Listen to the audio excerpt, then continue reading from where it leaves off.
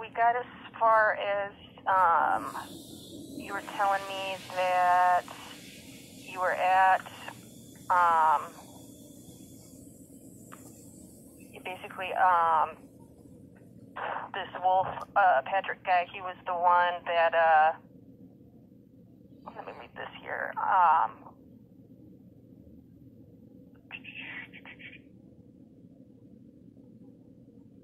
but yeah, that's right. He's the one that pulled the weapon on you and pulled the trigger, but there wasn't any bullets, and then he took off on foot. No, he stayed there. Okay. What happened after he pulled the weapon out and pulled the trigger? The police came and took a report. Well, no, they didn't take a report. The police came and did nothing. He was still there when the police were there? Uh-huh. Right there with you? Uh-huh. And you didn't point him out saying this is the guy that did this? And the police did nothing. They covered for it. They said he didn't do it, and I had it recorded. Okay. This Wolf / Patrick, is he a black, white, or Hispanic? Black. About how old is he? Probably like maybe 40, 50, like late 40s, almost 50. Okay, so about 40 to 50 years old. Yes. About how if you could give me like a height and weight range, about how tall and about 5'11", 5'10", 5'11", and weight maybe about 185. Okay. And what color hair does he have? Black. Does he have any facial hair? No.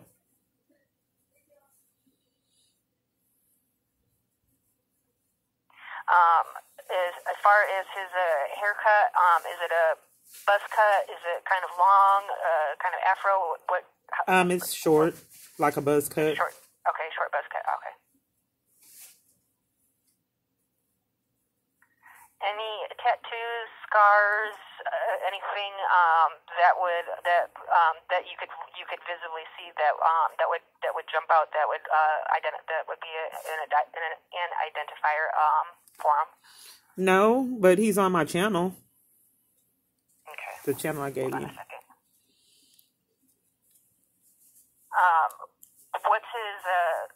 What's his name? When you because you have to have like a name or an account or something. So what's his account name on your channel? Oh no, he's you don't have to have. I got you on the video. Yes. I got you. Okay. And what was he wearing? Let's see here. What was he wearing on the day at the time of the incident? I don't even remember, and it's on my channel. Okay. I think he had on a black shirt. But the police talked to him, and they confirmed that he didn't do it and left. And I kept reporting it and got nothing accomplished.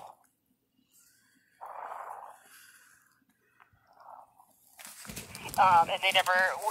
What did he do with the gun between the time that this occurred and when the police officer showed up?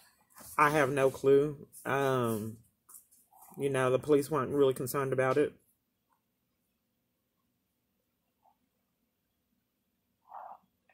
And you never left the tent or the area? No, because I would like to be in witness protection because this happens routinely. One day I got threatened 2 times in one day, and the police covered for it 2 times in one day. So do you have incident numbers or case numbers for each of those ordeals? I just got one here recently. No, the second time at Baylor. Well, no.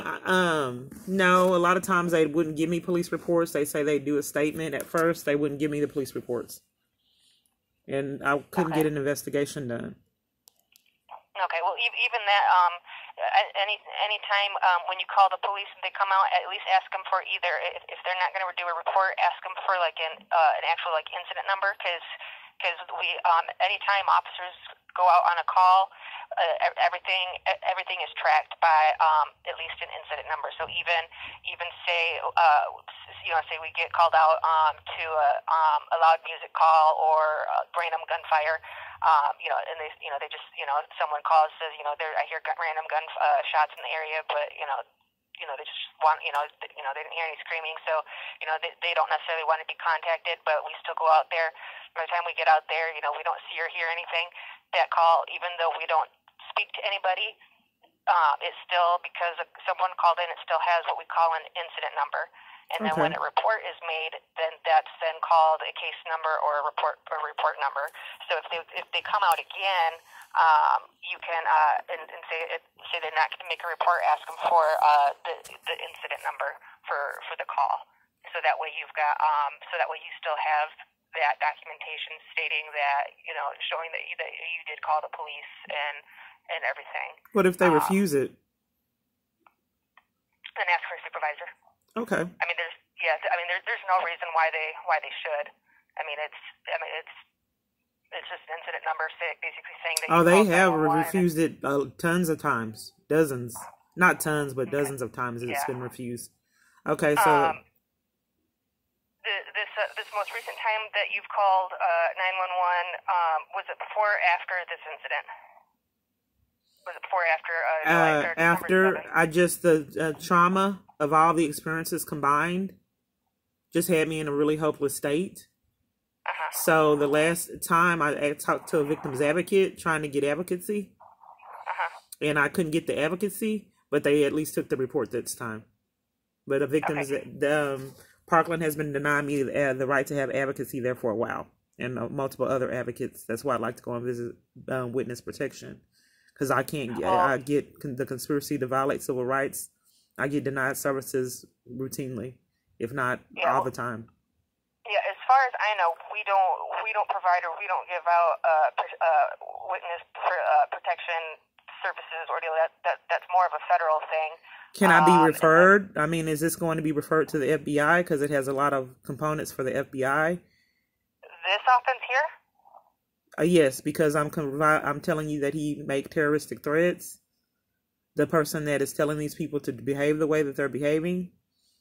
No, there's with what I have. No, there's nothing in this that tells me that it needs to go to the FBI. Conspiracy to violate civil rights is a crime. And who's violating your civil rights? He's having multiple people violate my civil rights. How? By not giving me services, keeping me in my abuse, denying police investigation. And who is this that's denying you any police investigation? Jason Gardner of Vivid Images.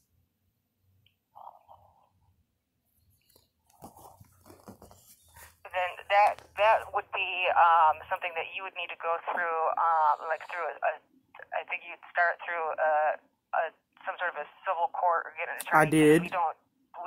As far as on our side, we don't deal with that.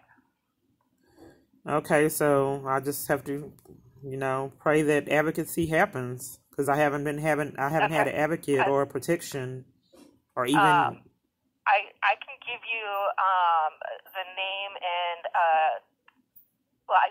would you prefer me to give you to email you back our? Oh, hold on, as my chair rolls away from my desk. Would you rather me give this information to you over the phone, or would you rather me email it to you so that way you have it to refer to our victim service coordinator? Yes. Yes, because she's through email. With our victim services. Okay. Yep. I'll give you her name, her office line, and her email address for you. Okay, that'll be great. Okay. Okay. And then is there and as far as this, we've got Jason Gardner. He's a black male. About how old is he? Would you say? About 40. And let's see here. Now, does he? Because I know you said he works with Vivid Images, and you're saying that he's the one that's preventing all of this stuff. Does he have like a different residence, or does he frequent the City Square area, or I what? have no clue what's going on in his personal life because I met him online.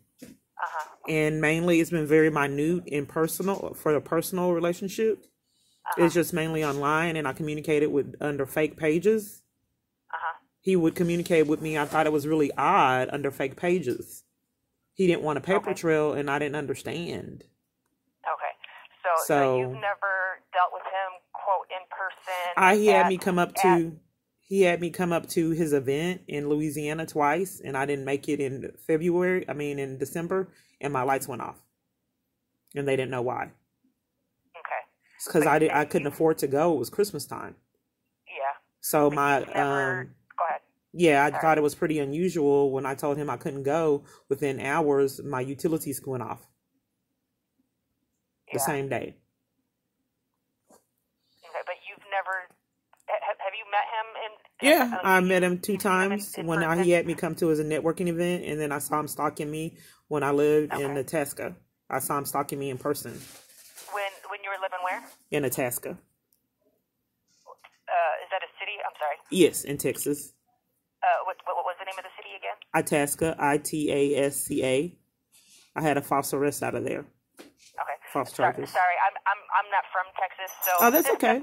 It's an unusual city. Unless it's a big, unless it's unless it's within the greater metropolitan area, or miss one exit and you missed it. Gotcha. So it's one of those itty bitty towns then. So yeah, just kind of like we're talking about what's the name of that country song. I can't think of it right off the top of my mind, but it's just it's over by Fredericksburg.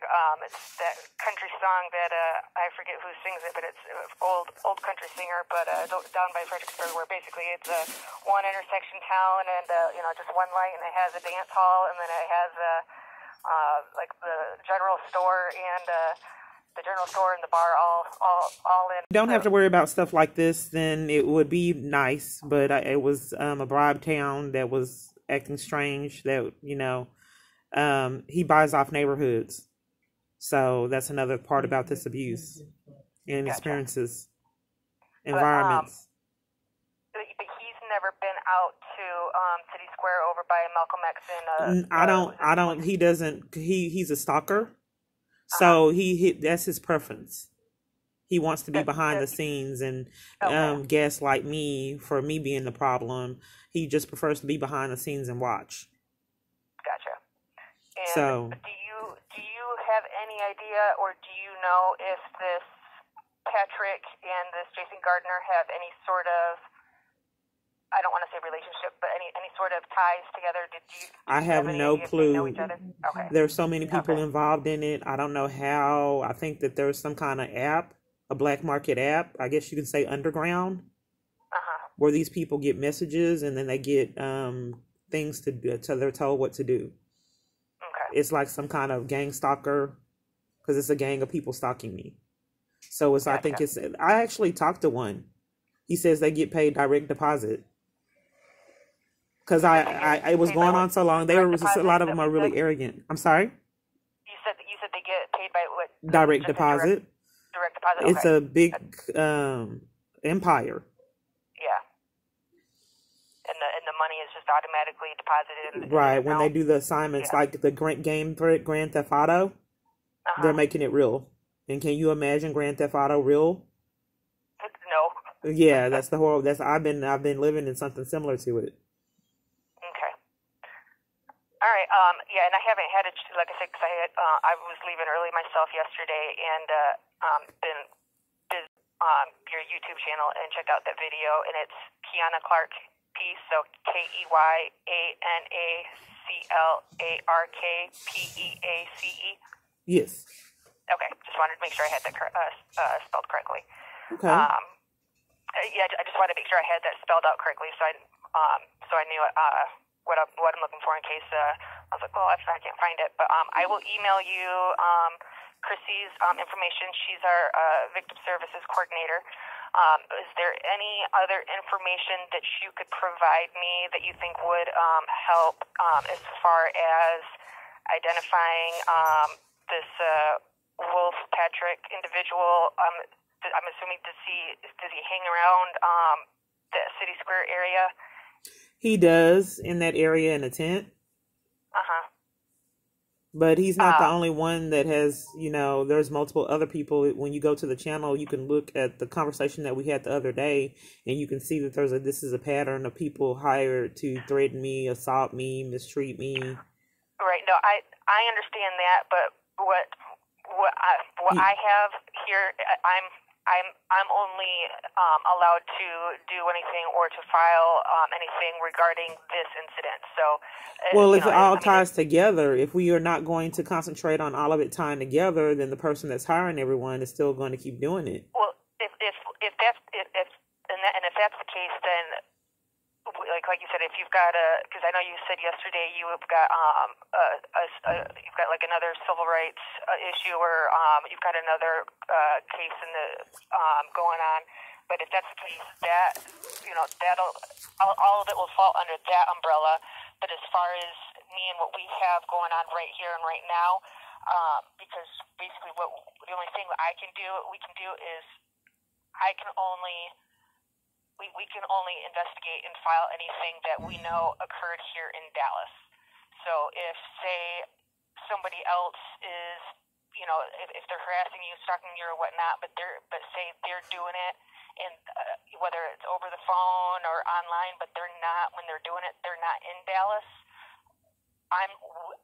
we can't investigate it. The city that they're in, it has to be the one that you would have to contact and file the report with them. Okay, well, we'll start with this one, the conspiracy to violate civil rights, and hopefully someone is picking up on it or already watching this situation, and then it just builds up evidence. So, because I'm gonna look into this Jason Gardner and see if I can't figure out who this Wolf Patrick guy is, and I'm gonna email you Chrissy's information so that way you can get a hold of her. And we'll go from there, okay? Okay, thank you. You're most very welcome. Bye.